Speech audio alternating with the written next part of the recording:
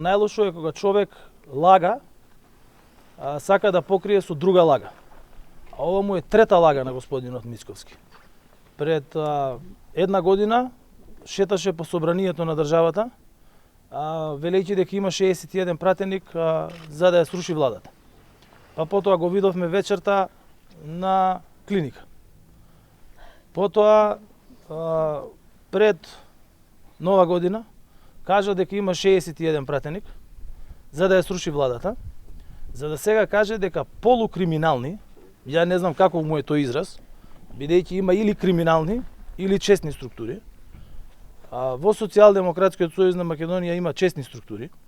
Сите пратеници на Социјалдемократскиот сојуз на Македонија се членови по функција на Централниот одбор и нивниот глас вреди исто колку што вреди гласот и на председателот на партијата и на сите други, и секој од нив го кажува своето мислење, а сите одлуки кои што досега се носени во Социјалдемократскиот сојуз се носени едногласно.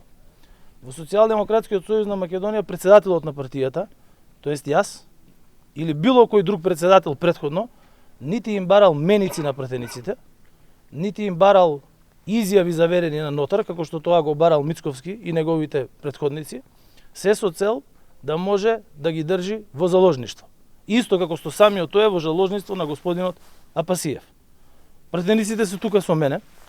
Денес ќе одам на слава кај председателот, односно координаторот на пратеничката група, и сакам на сите наши сограѓани кои што го слават Свети Јован, кои што имаат име и именден, да им го честитам овој голем празник и да му порачам на господинот Мицковски дека не само што нема 61 пратеник, не само што пратениците се слободни да одлучуваат така како што сметаат согласно со добиениот мандат и својата политичка позиција во политичката партија, туку да му порачам дека парламентарното мнозинство ќе биде и поголемо од тоа што е денес.